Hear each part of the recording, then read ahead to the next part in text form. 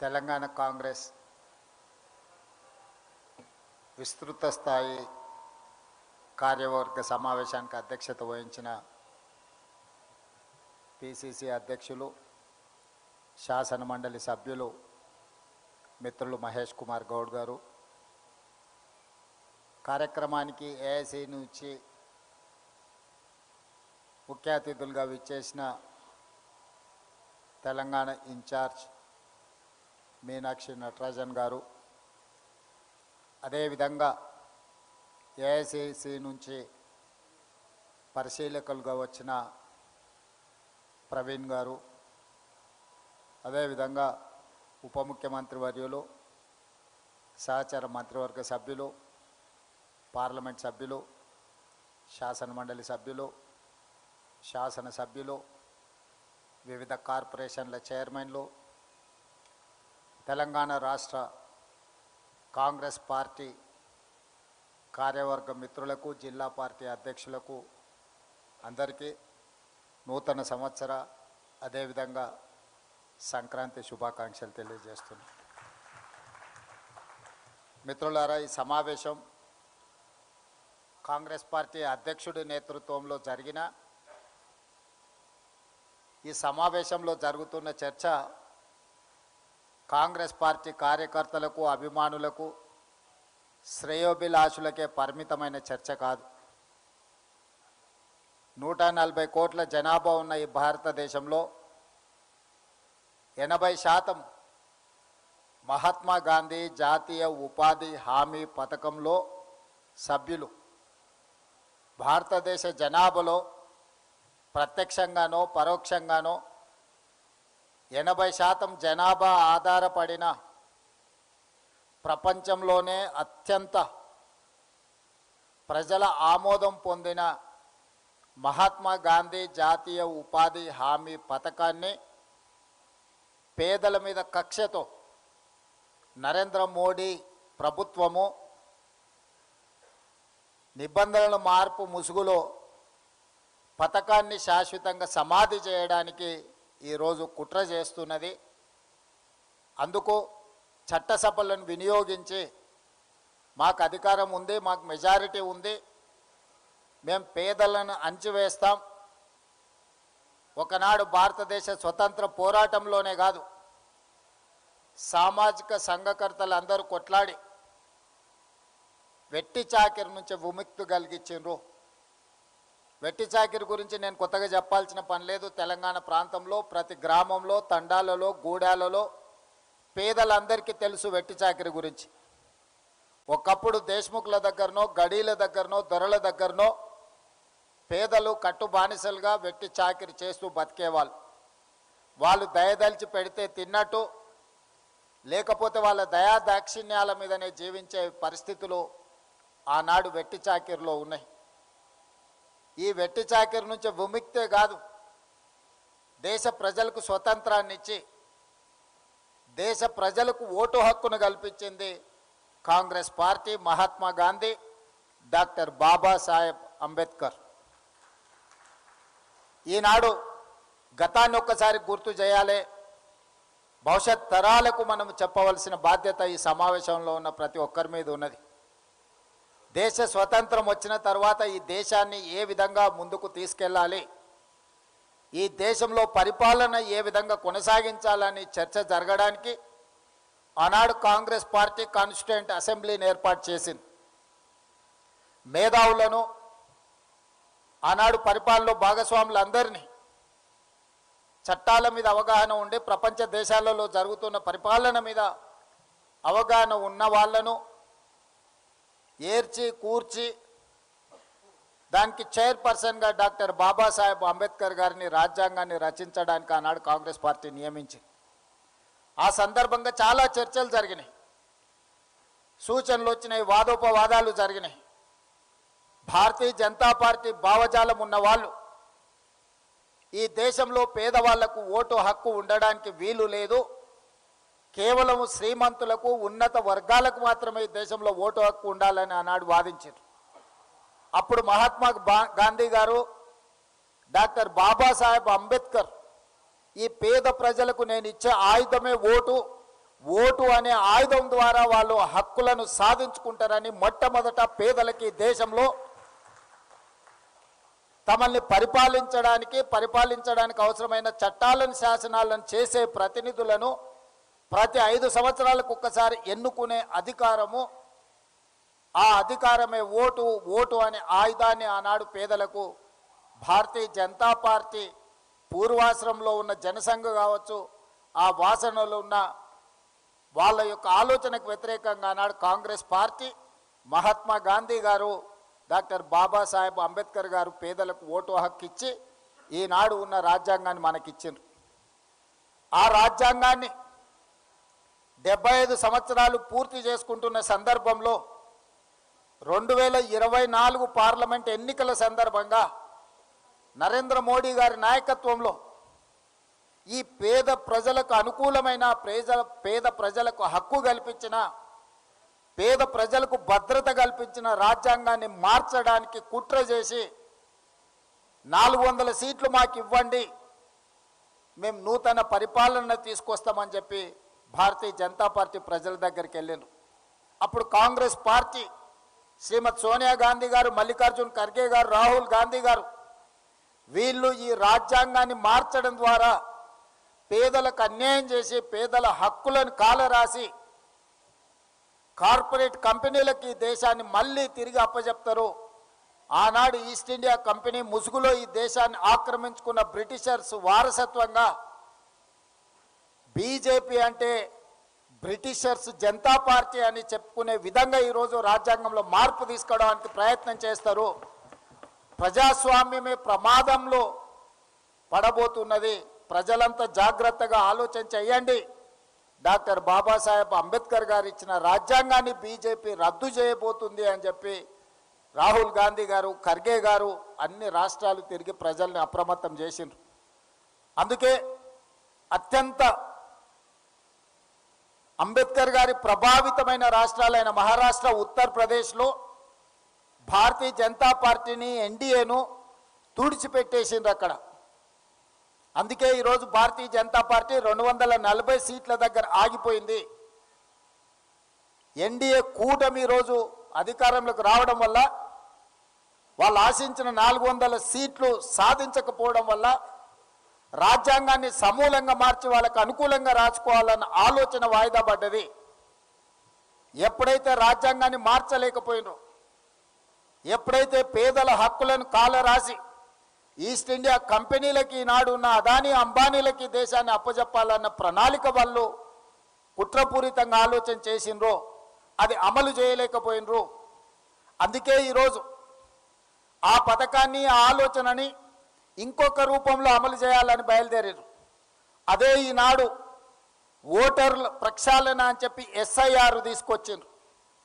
తద్వారా ఈ దేశంలో ఉండే మైనారిటీలు, పేదలు, దళితులు, ఆదివాసీలు, గిరిజనులను, అత్యంత నిరుపేదలను, ముఖ్యంగా నిరుపేదకు, భూమి లేని వానికి, సొంత ఇల్లు లేని వానికి రక్షణ ఓటే. ఓటు ఒక్కటే ఆయుధం. ఇల్లు లేని వాడికి, ఆస్తి లేని వాడికి గుర్తింపే ఓటు. ఇవాళ గుర్తింపును తొలగించాలి, ఓట్లను తీసేయాలని ఎస్ఐఆర్ తీసుకొచ్చిండ్రు. ఎప్పుడైతే ఓటు హక్కు తీసేస్తాడో అతని ఆధార్ కార్డు పోతుంది, అతని రేషన్ కార్డు పోతుంది, అతనికి ప్రభుత్వం నుంచి అందే సంక్షేమ పథకాలు రద్దయిపోతాయి. చివరికి దేశంలో ఉండాలనా లేదా అని అంటే అతను ఉండాలనా లేదా అని నిర్ణయించేది కూడా భారతీయ జనతా పార్టీ చేతిలోకి వెళ్తుంది. అట్లా కోట్లాది మంది పేదలని ఈ దేశ పౌరులే కాదు అని చెప్పి వాళ్ళని తిరిగి వెట్టి చాకిరి కింద బానిసలుగా తయారు చేయడానికి ఈరోజు భారతీయ జనతా పార్టీ కుట్ర చేస్తుంది. ఈరోజు ఎస్ఐఆర్ వెనకాల ఒక పెద్ద కుట్ర ఉన్నది. రెండవది, వెట్టి చాకిరి నుంచి రైతు కూలీ సంఘాల పోరాటం వల్ల కూలీ చేసేవాడికి కూలీ నిర్ధారించే కనీస వేతన చట్టాన్ని ఆనాడు ఎంతోమంది పోరాటం చేస్తే కాంగ్రెస్ పార్టీ కూలీలకు కూడా హక్కు కల్పించి కనీస వేతన చట్టాన్ని తీసుకొచ్చి దాన్ని అమలు చేయడానికి ఒక వ్యవస్థను ఏర్పాటు చేసి ఈరోజు కూలీ పనికి కూడా లెక్కగట్టి ఇవ్వాలి, శ్రమ దినాలకు, శ్రమ గంటలకు కూడా మీరు వేతనాలు చెల్లించాలని చట్టాన్ని కాంగ్రెస్ పార్టీ తీసుకొచ్చింది. వాళ్ళకు పని దొరక్కపోతే పని కల్పించడానికే, పని లేని పేదలకు, భూమి లేని పేదలకు, ఇల్లు లేని పేదలకు రక్షణ కల్పించడానికి, ఆహార భద్రత కల్పించడానికి మహాత్మా గాంధీ జాతీయ ఉపాధి హామీ పథకాన్ని తీసుకురావడం ద్వారా పేదల యొక్క ఆత్మగౌరవాన్ని పెంచాలి అని శ్రీమతి సోనియా గాంధీ గారు ఆలోచన చేసి మన్మోహన్ సింగ్ గారు ప్రధానమంత్రిగా ఉన్నప్పుడు ఈ చట్టాన్ని అమలు చేయడం జరిగింది. దానికి ప్రధానమైన స్ఫూర్తి ఆనాడు ఉమ్మడి ఆంధ్రప్రదేశ్ మెదక్ జిల్లాలో పునాది పడ్డది. తెలంగాణ మెదక్ జిల్లా నుంచి స్ఫూర్తిని తీసుకొని కొప్పుల రాజుగారు అధికారిగా చట్టాన్ని తయారు చేసి ఈ చట్టాన్ని ఆంధ్రప్రదేశ్ అనంతపూర్లో మొట్టమొదట ప్రధానమంత్రి సోనియా గాంధీ గారు వచ్చి ఈ జాతీయ ఉపాధి హామీ పథకానికి స్ఫూర్తి మనమే, మొట్టమొదటి దేశంలో అమలు చేసింది మనమే. ప్రపంచానికే ఆదర్శంగా ఉన్న ఉపాధి హామీ చట్టము అమలు జరగడానికి తెలుగు రాష్ట్రాలే ప్రధాన కారణము. ఆనాడు సోనియా గాంధీ గారు, మన్మోహన్ సింగ్ గారు ఇక్కడి నుంచి పథకాన్ని ప్రారంభించారు. ఈరోజు ఉపాధి హామీ చట్టము అమలు జరిగితే గ్రామీణ ప్రాంతాలలో వలసలు ఆగిపోయినాయి, వెట్టి చాకిరి ఆగిపోయింది, ఆత్మగౌరవం పెరిగింది. పని దినాలకు, పని గంటలకు డిమాండ్ చేసి తీసుకునే పరిస్థితిలో కార్మికులు వచ్చిండ్రు, కూలీలు వచ్చిండ్రు. ఇవాళ అదానీ, అంబానీ లాంటి పెద్ద పెద్ద పారిశ్రామికవేత్తలకు సగ్వకు లేబర్ దొరకడం లేదు. కాబట్టి ఈ జాతీయ ఉపాధి హామీ పథకాన్ని గ్రామాలలో రద్దు చేస్తే మళ్ళీ గ్రామాలలో ఉన్న పేదలు వలసల పేరు మీద పట్టణాలకు తరలి వస్తారు. ఎప్పుడైతే పేదలు పట్టణాలకు వస్తారో అదానీ అంబానీలకు సగ్వకు కూలీలు దొరుకుతారు. తిరిగి మళ్ళీ ఈస్ట్ ఇండియా కంపెనీలకు మనల్ని కట్టు బానిసలుగా చేయడానికి, వెట్టి చాకిరిని అందించడానికి ఈరోజు నరేంద్ర మోడీ గారు జాతీయ ఉపాధి హామీ చట్టాన్ని రూపుమాపే ప్రయత్నం చేస్తుండు. ఇది కార్పొరేట్ కంపెనీలు పన్నిన కుట్ర. ఆ పన్నిన కుట్రను అమలు చేస్తున్నది బీజేపీ, నరేంద్ర మోడీ. ఈ కుట్రను తిప్పికొట్టాల్సిన బాధ్యత ప్రతి పౌరుడి మీద, ప్రతి పేదవాడి మీద ఉన్నది. పేదల ప్రతినిధి అయిన కాంగ్రెస్ పార్టీ కార్యకర్తల మీద ఉన్నదని చెప్పి ఈరోజు మీ అందరికీ నేను విజ్ఞప్తి చేస్తున్నాను. గతంలో వ్యవసాయం మీద కుట్ర చేశారు. రైతు వ్యతిరేక నల్ల చట్టాలను 3 తీసుకొచ్చారు. ఈ దేశంలో వ్యవసాయాన్ని మొత్తాన్ని అదానీ, అంబానీ, అమెజాన్లకు తాకట్టు పెట్టాలని నరేంద్ర మోడీ గారు పార్లమెంట్లో చట్టం తెచ్చారు. ఆనాడు నేను, ఉత్తమ్ కుమార్ రెడ్డి గారు, కోమటిరెడ్డి గారు మన ప్రాంతం నుంచి పార్లమెంట్ సభ్యులం. రాహుల్ గాంధీ గారు స్పష్టంగా నరేంద్ర మోడీకి చెప్పాడు, నువ్వు తెచ్చిన రైతు వ్యతిరేక నల్ల చట్టాలను ఉపసంహరించుకోవడమే కాదు, ఈ జాతికి నీతోని క్షమాపణ చెప్పిస్తా, అప్పటి వరకు మేము పోరాటం చేస్తామని రాహుల్ గాంధీ చెప్పినరు. అది నిజమైంది. రైతు వ్యతిరేక నల్ల చట్టాలను తెచ్చిన నరేంద్ర మోడీ చట్టాలను ఉపసంహరించుకోవడమే కాకుండా ఈ జాతికి క్షమాపణ చెప్పించిండు రాహుల్ గాంధీ నరేంద్ర మోడీ గారి చేత. ఇది మన నాయకుడు సాధించిన విజయం రైతుల కోసం.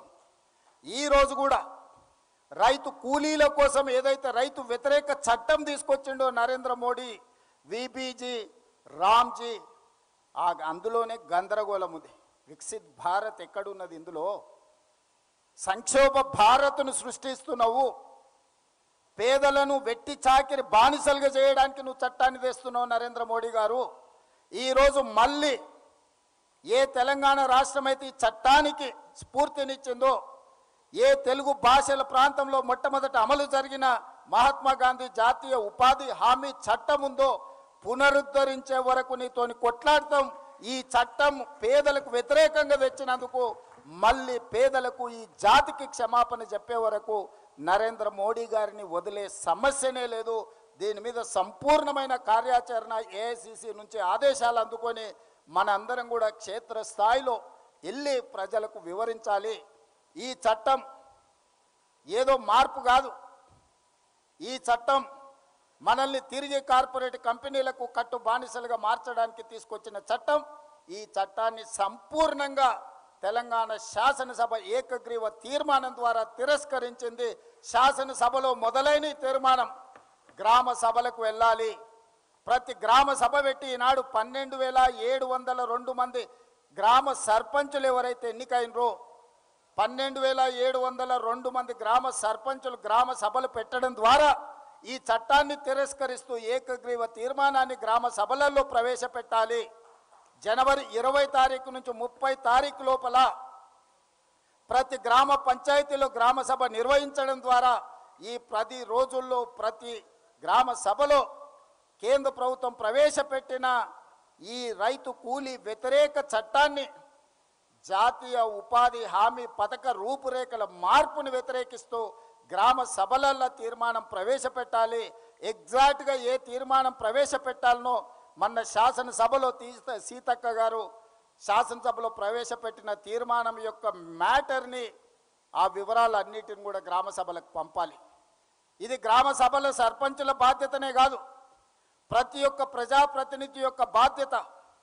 అందుకే ఈరోజు ప్రతి శాసనసభలో ఉండే శాసనసభ్యుడు తన నియోజకవర్గంలో పూర్తి స్థాయిలో ఈ కార్యాచరణ అమలు చేయడానికి వాళ్ళు పూనుకోవాలి.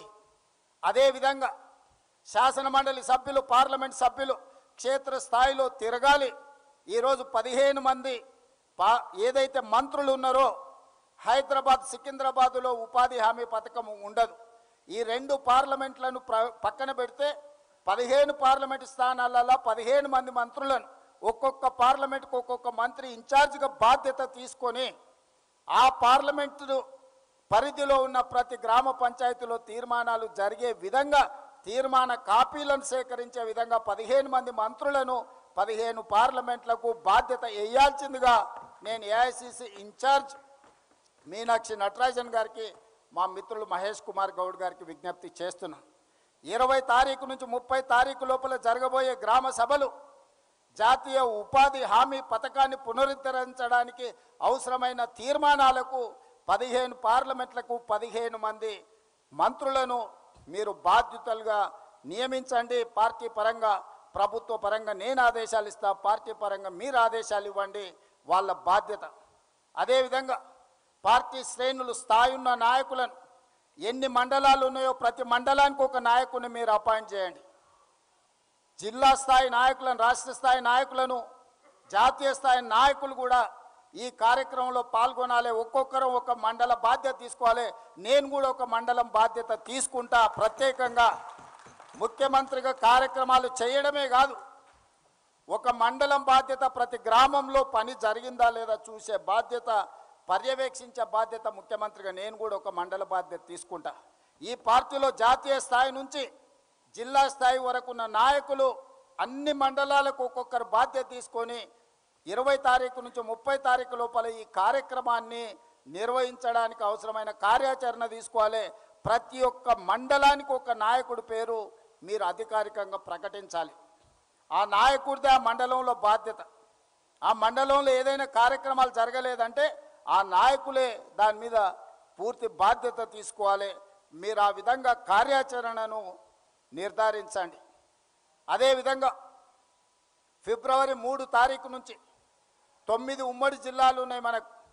హైదరాబాదు జిల్లాలో ఉపాధి హామీ ఉండదు కాబట్టి మిగతా గ్రామీణ ప్రాంతాల్లో ఉన్న 9 జిల్లాలలో ఫిబ్రవరి 3 తారీఖు నాడు మహబూబ్ నగర్ జిల్లాలో మొదలుపెట్టి ప్రతిరోజు ఒక్క జిల్లాలో ఒక్కొక్క 1,00,000 మందితోని దీనికి వ్యతిరేకంగా పెద్ద ఎత్తున బహిరంగ సభలు చేద్దాం.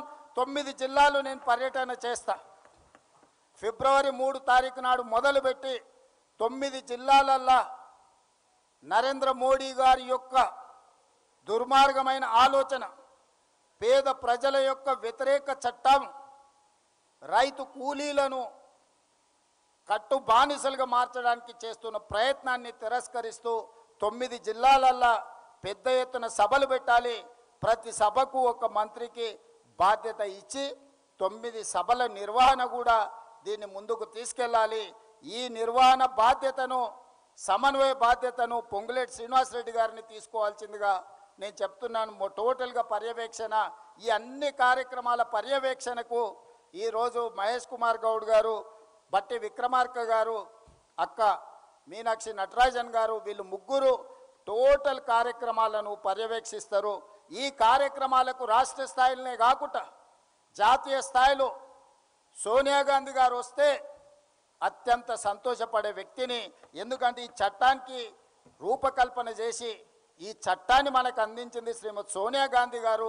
వారు ఒక కార్యక్రమంలో ఎక్కడైనా పాల్గొనే విధంగా, ముఖ్యంగా ఈ ఉపాధి హామీ చట్టాన్ని రాష్ట్రంలో అమలు చేస్తున్నది ఆ శాఖ పంచాయతీరాజ్ సీతక్క గారి నియోజకవర్గ ప్రాంతంలో పెద్ద బహిరంగ సభ పెట్టి సోనియా గాంధీ గారో రాహుల్ గాంధీ గారో లేకపోతే ప్రియాంక గాంధీ గారో ఎవరో ఒకరిని ఆ సభకు మొట్టమొదటి ప్రాధాన్యత శ్రీమతి సోనియా గాంధీ గారు వారి ఆరోగ్య పరిస్థితి సహకరిస్తే వారిని తెచ్చే విధంగా, లేకపోతే ఖర్గే గారు రాహుల్ గాంధీ గారు ప్రియాంక గాంధీ గారిని తెచ్చే విధంగా మీ నియోజకవర్గ ప్రాంతంలో 1,00,000 మందితోటి ఈ చట్టాన్ని రద్దు చేయడానికి నరేంద్ర మోడీ మీద యుద్ధం చేయడానికి కార్యక్రమాన్ని రూపకల్పన చేసుకోవాల్సిందిగా నేను వారికి సూచన చేస్తున్నా. ఇట్లా అన్ని రకాలుగా మనం ఈ కార్యక్రమాలను ఫిబ్రవరి 13 తారీఖు లోపల చేసుకుంటే ఫిబ్రవరి 1కి ఈరోజు బడ్జెట్ను ప్రవేశపెట్టబోతున్నారు. ఈ 20 తారీఖు నుంచి 30 తారీఖు లోపల మీరు చేసిన తీర్మానాలన్నిటినీ మన పార్లమెంట్ సభ్యులు గ్రామ సభల తీర్మానాన్ని తీసుకెళ్ళి లోక్సభలో రాహుల్ గాంధీ గారికి, రాజ్యసభలో మల్లికార్జున్ ఖర్గే గారికి ఇచ్చి ఈ అంశాలను పార్లమెంట్ సమావేశాలల్లో మొట్టమొదటి రోజు బడ్జెట్ సమావేశాలలోనే నరేంద్ర మోడీ గారు తెచ్చిన చట్టానికి వ్యతిరేకంగా నిరసన కార్యక్రమాలలో మన పార్లమెంట్ సభ్యులు కూడా పాల్గొనే విధంగా కార్యాచరణను నిర్ధారించుకోవాలి. దానికి ఏఐసిసి ఇన్ఛార్జి గారు, డిప్యూటీ సీఎం గారు, అదేవిధంగా పిసిసి అధ్యక్షులు సమన్వయం చేసుకొని జాతీయ స్థాయికి కూడా మనం అనుకుంటున్న కార్యాచరణని వాళ్ళకు అందజేయాలి. అందుకే మిత్రులారా, ఈరోజు ప్రధానమైన ఉద్దేశం జాతీయ ఉపాధి హామీ పథకం రద్దుకు సంబంధించిన కార్యక్రమానికి తెలంగాణ రాష్ట్రం మొట్టమొదటి శాసనసభ మనమే వ్యతిరేకిస్తూ తీర్మానం చేసినాం. పెద్ద ఎత్తున గ్రామాన చిన్న చిన్న తండాలలో కూడా గ్రామ పంచాయతీలు ఉన్నాయి. ప్రతి తండాలో ప్రతి గూడెంలో కూడా ఈ తీర్మానం జరిగితే నరేంద్ర మోడీ గారికి కనువిప్పు కలుగుతుంది. ఈ చట్టం పునరుద్ధరించే వరకు విశ్రమించని పోరాటం మనం చెయ్యాలి. మన అందరి సహకారం ఉండాలి, మనందరం ముందుకు వెళ్ళాలి అని చెప్పి నేను ఈ సందర్భంగా మీ అందరికీ గుర్తు చేస్తున్నా. అదేవిధంగా మున్సిపల్ ఎన్నికలు కూడా రాబోతున్నాయని ఎన్నికల కమిషనర్ సమీక్ష చేస్తున్నారు. 2023లో ప్రభుత్వం ఏర్పడ్డది డిసెంబర్ మాసంలో. అంటే కార్యకర్తల యొక్క శ్రమ, 10 సంవత్సరాలు కార్యకర్తలు ఎదుర్కొన్న కష్టము, నష్టము, కేసులు, ఆస్తులు, ప్రాణాలు పోగొట్టుకొని ఈ పార్టీ జెండా భుజం మీద మోసి 2023లో అధికారం తీసుకొచ్చిండ్రు. మనం అందరం కూడా ఈరోజు మంత్రులుగా, ముఖ్యమంత్రిగా వివిధ హోదాలలో ఉన్నాం. ఇది కార్యకర్తల శ్రమ. ఆ తర్వాత నేను చెప్పిన మా ఎన్నికల్లో మీరు పనిచేసిండ్రు, మీ ఎన్నికల్లో మేము పనిచేస్తామని చెప్పి మన గ్రామ పంచాయతీ ఎన్నికల్లో పూర్తి స్థాయిలో సమయం ఇచ్చి జిల్లా పర్యటనలు చేసి అందరినీ సమన్వయం చేసుకుంటూ గ్రామ పంచాయతీ కార్యకర్తల ఎన్నికలు, గ్రామ పంచాయతీ ఎన్నికలు అంటే కాంగ్రెస్ పార్టీ జెండా మోసిన కార్యకర్తల ఎన్నికలు. అందులో 66% కాంగ్రెస్ పార్టీ విజయం సాధించింది. టీఆర్ఎస్కి 27% వస్తే బీజేపీకి 6%, వాళ్ళిద్దరు పొత్తులు కలిసి 33%, 1% కమ్యూనిస్టు సోదరులకు వచ్చింది. 2/3 మెజారిటీ అబ్సల్యూట్ గ్రామ పంచాయతీలలో మనం పట్టు సాధించినాం. ఇప్పుడు మున్సిపల్ ఎన్నికలు రాబోతున్నాయి. 23లో అసెంబ్లీ ఎన్నికల్లో నెగ్గి చూపించినాం. 24 పార్లమెంట్ ఎన్నికల్లో బీఆర్ఎస్ను పొందబెట్టి గుండు సున్నాకు తీసుకెళ్ళినాం. కంటోన్మెంట్ అసెంబ్లీ ఎన్నికల్లో టీఆర్ఎస్ను ఓడించినాం. జూబ్లీహిల్స్ ఉప ఎన్నికల్లో టీఆర్ఎస్ను ఓడించినాం. సర్పంచ్ ఎన్నికల్లో ఓడించి మన సత్తా చూపించిండ్రు కార్యకర్తలు. రాబోయే మున్సిపల్ ఎన్నికల్లో కూడా ఈ 2 సంవత్సరాల్లో అన్ని ఎన్నికల్లోనే మనం గెలుస్తూ వచ్చినాం. రేపటి మున్సిపల్ ఎన్నికల్లో కూడా అబ్సల్యూట్ మెజారిటీ సాధించి అన్ని మున్సిపాలిటీల మీద కాంగ్రెస్ పార్టీ జెండా ఎగరేస్తే స్థానిక సంస్థలలో మన పట్టుంటే మన మంత్రులు, మన ఎంపీలు, మన ఎమ్మెల్సీలు, మన ఎమ్మెల్యేలు నిధులు ఇయ్యగలరు, గల్లీలు అభివృద్ధి చెయ్యగలరు. ఈ విషయాన్ని ప్రజలకు చెప్పాలి. ఇవాళ ప్రభుత్వం మన దగ్గర ఉంది. రాబోయే 8 సంవత్సరాలు కనీసంగా మనం అధికారంలో ఉంటాం.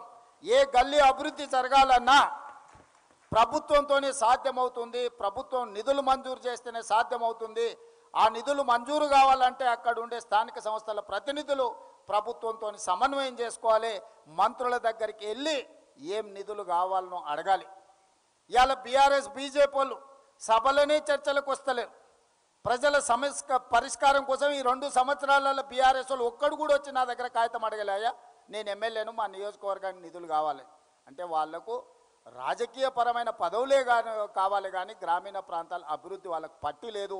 అందుకే పట్టణ ప్రాంతాలలో ఉన్న పేదలు కూడా ఈరోజు ప్రభుత్వంతో సమన్వయం చేసుకోగలిగిన వాళ్ళను కౌన్సిలర్లుగా, కార్పొరేటర్లుగా, మేయర్లుగా, మున్సిపల్ చైర్పర్సన్గా ఎన్నుకుంటే వాళ్ళు ప్రభుత్వంతో సమన్వయం చేసుకొని ఆ ప్రాంతాలను అభివృద్ధి చేసుకుంటారు. కాబట్టి ఈ విషయాలన్నిటిని కూడా మీరు ప్రజలకు వివరించాల్సిన అవసరం ఉన్నది.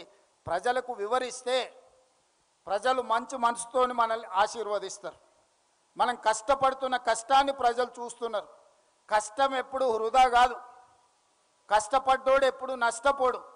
నేను ఒకే ఒక్క మాట చెప్పదలుచుకున్న, ఇవాళ ఈ వేదిక మీద ఉన్న చాలామంది మంత్రులు తాతలు ముత్తాతల నుంచి వచ్చిన వారసత్వం కాదు. సీతక్క లాంటి వాళ్ళు చిన్న చిన్న గూడాల నుంచి వచ్చిన వాళ్ళు కష్టపడ్డారు, నిబద్ధతతో ఉన్నారు, పార్టీ లైన్లో పనిచేసిందంటే ఈరోజు మంత్రిగా ఈ హోదా వచ్చింది. ఈరోజు ఎన్నో గొప్ప పనులు సీతక్క మంత్రి అయింది కాబట్టి సమ్మక్క సారలమ్మ జాతరకు నిధులే కాదు, ఈరోజు 1000 సంవత్సరాలకు అవసరమైన అభివృద్ధి కార్యక్రమాలనికి తనకు నచ్చిన ఇష్టదైవం సమ్మక్క సారలమ్మ అభివృద్ధి కార్యక్రమానికి ఇలా తను నిధులు తీసుకెళ్ళగలిగింది. ఈరోజు ప్రజలల్లో ఉండి ప్రజాప్రతినిధులుగా ఎన్నికైతే మీ గల్లీ కావచ్చు, మీ గ్రామ పంచాయతీ కావచ్చు, మీ మండలం కావచ్చు, లేకపోతే మీ అసెంబ్లీ కావచ్చు, మీ జిల్లాకు కావచ్చు, మీరు నిధులు తీసుకుపోవడానికి అవకాశం ఉంటుంది. ఎన్నికలలో ఓడిన తర్వాత ఎన్ని చెప్పినా దానివల్ల ప్రయోజనం లేదు. కారణాలు ఎవరు విన్నారు? जो जीता वही सिकंदर, जो नहीं जीतेगा वो कुछ भी बोलने दो, कोई सुनने वाला नहीं रहेगा. आज हम सरकार बनाए इसीलिए लोग अपने बात सुन रहे. अगर सरकार नहीं बनाए तो प्रवीण जी मामला वहीं खत्म. तो इसीलिए सबसे मेरा एक ही गुजारिश है, चुनाव ऐसा वैसा नहीं है. लोग बोल रहे भाई जो जुबली इलेक्शन में गली गली में क्यों मुख्यमंत्री घूम रहा है, सरपंच इलेक्शन में क्यों मुख्यमंत्री घूम रहा है. तो जिस दिन अपने लिए जो मेहनत की, अपने लिए जो पसीना खून दे दिए, जब उनको जिताने के लिए गली गली नहीं घर घर भी घूमना पड़ता. गली गली छोड़ दो, गांव गांव छोड़ दो, घर घर घूम के उन लोगों को जिताना है. वो लोग मेहनत किए तो हम लोग नेता बने, नहीं है तो हमको कोई पहचान नहीं है. कांग्रेस पार्टी नहीं है तो हमको कोई पहचान नहीं है. ये कुर्सी नहीं है तो हमारे लिए कोई पहचान नहीं है. रेवंत रेड्डी, महेश गौड़ बोले तो ऐसे बहुत सारे लोग हैं दुनिया में. कौन रेवंत रेड्डी, कौन महेश गौड़? आज कांग्रेस के अध्यक्ष बना इसीलिए पूरा देश में उनको पहचान रहा है. आज मैं मुख्यमंत्री बना कांग्रेस पार्टी की वजह से. आज देश भर दुनिया भर मेसी भी आके अपने से फुटबॉल खेला है. नहीं है तो कौन देखेगा? फुटबॉल देखने के लिए भी भट्टी जी एक पास भी नहीं देते थे. है नहीं, ये हकीकत है. अपने को पसंद है नापसंद है, ये सच है. आप लोगों से भी मेरा एक ही गुजारिश है, जीतने के लिए काम नहीं किए तो आपका भी कोई पहचान नहीं है. गांधी भवन में कांग्रेस पार्टी के ऑफिस में जो मेरे को पसंद नहीं है, जब तक आप बोलना है बोल दो, टिकट किसको देना, किसको जिताना है. जब पार्टी एक निर्णय ले लिए, पार्टी के लाइन पे चलना, उसके बाद कुछ बोलने का हक किसी नेता को नहीं है. जब तक पार्टी तय नहीं करेगा तब तक आप कुछ भी बोलो. पार्टी के अंदर दफ्तर में जाके अध्यक्ष के लिए अध्यक्ष को बोल दो, मंडल अध्यक्ष भी हो, जिला अध्यक्ष भी हो, राज्य अध्यक्ष भी हो, आप बंद कमरे में कुछ भी बोलो. मगर एक बार पार्टी अगर तय कर दे, किसी को बी फॉर्म दे दिया, हो गए बात वहीं. उनको जिताना, नहीं जिताता हूं मैं, मेरा पसंद नहीं है, मेरे रिश्तेदार नहीं है, मेरे दोस्त नहीं है, सब कोई सुनने के लिए यहाँ पर कोई खाली बैठा नहीं है. जो नहीं जिताता है उनका भी दरवाजा बंद हो जाएंगे. इतना तो याद रख के चलना आने वाले चुनाव में. क्योंकि दीदी ने जो बात कहा, जिस दिन इंदिरा जी को दिक्कत आई, इंदिरा जी उधर इधर नहीं गई, तेलंगाना आ गए, मेदक से पार्लियामेंट चुनाव जीतकर इस देश का प्रधानमंत्री बने. जब शहीद हो गए इंदिरा जी, तब मेदक पार्लियामेंट मेंबर थी. जब देश दिक्कत में थे, कांग्रेस पार्टी और गांधी परिवार को खड़ा होकर मदद दी है इस तेलंगाना जमीन ने. आज भी राहुल जी को सताने के लिए ईडी, इनकम टैक्स, सीबीआई सब कुछ केसेस लगा रहे नरेंद्र मोदी जी। इसीलिए मैं मेरे दोस्तों से एक ही गुजारिश है, आज हम सब राहुल जी के साथ खड़ा होकर उनकी देश का प्रधानमंत्री बनाना है। जिस दिन जब देश दिक्कत में थे, इंदिरा जी को यहां से हम प्रधानमंत्री बनाए, आज भी इस देश दिक्कत में है, गांधी परिवार दिक्कत में नहीं है, इस देश 140 करोड़ जनता दिक्कत में है।